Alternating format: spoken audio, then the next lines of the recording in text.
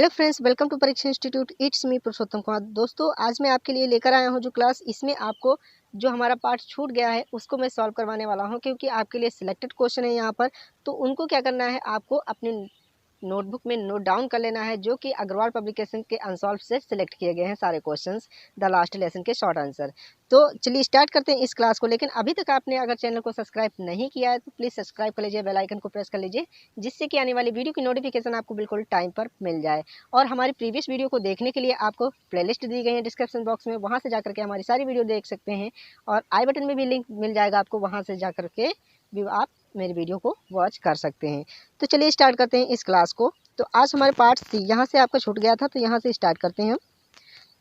तो यहाँ से आपका 8 नंबर क्वेश्चन जो है वो है, what was the order from Berlin and what change did it cause in the school. Berlin का आदेश क्या था और इससे विद्यालय में क्या परिवर्तन हुए।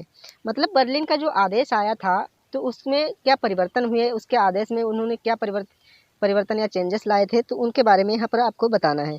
आंसर इसका, the order from Berlin states that only German will be taught in the school of Alsace and Lawrence. Due to this, an unusual silence prevailed in the school. M. Hamel became soft in speaking taught students, while students realized that importance of their language. Berlin के आदेश में कहा गया है कि अल्सेस और Lawrence के स्कूलों में केवल जर्मन पढ़ाया जाएगा, मतलब जर्मन भाषा पढ़ाई जाएगी। इससे स्कूल में अजीब सा सन्नाटा परसा रहा, मतलब अजीब सा सन्नाटा वहाँ पर छा गया।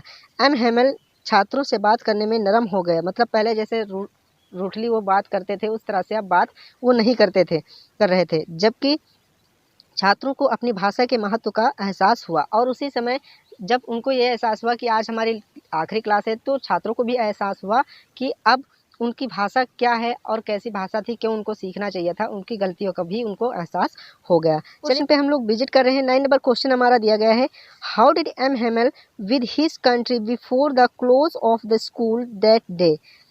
उस दिन स्कूल बंद होने से पहले एम हेमल ने अपने देश के साथ कैसा व्यवहार किया। तो चलिए देखते हैं, आंसर में दिया गया है, M. Hamel appealed to his class to always hold on to their language. He turned to the blackboard, took a piece of chalk, and bearing on with all his might, he wrote as large as he could, Vive la France. M Hamel ने अपनी कक्षा से सदा अपनी भाषा से जुड़े रहने का आग्रह किया।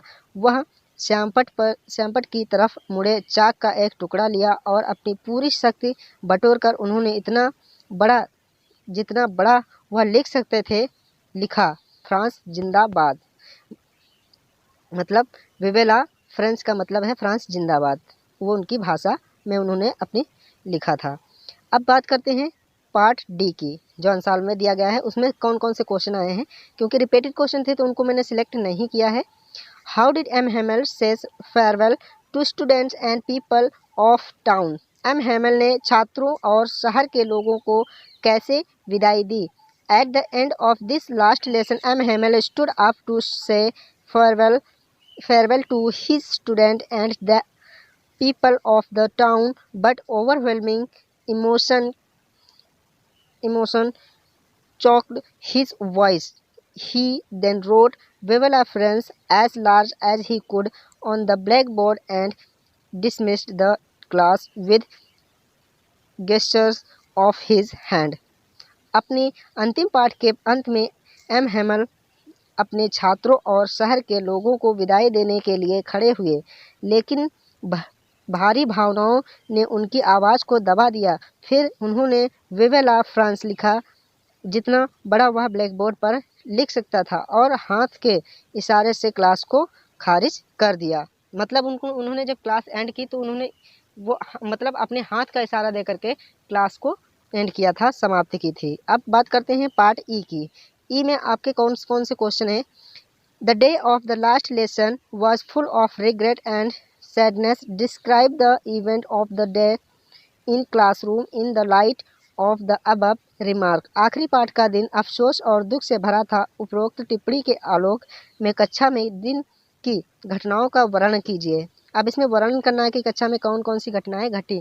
तो इसका आंसर है, during the last lesson everybody including M Hamel friends and the villagers are filled with regret. M. Hamel regrets that he had not taken enough interest in the teaching French by often sending students on his personal errands like watering his flowers besides giving them a holiday when he wanted to go fishing. The villagers regretted that they did not utilize opportunity given to them for learning French when it was possible, and that is why they had turned up in full strength for the last lesson. It was their way of thanking M. Hamel for his 40 years of faithful service and of showing respect for the country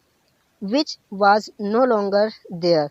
Thus, all of them regretted that this was his last lesson in the French that they would have.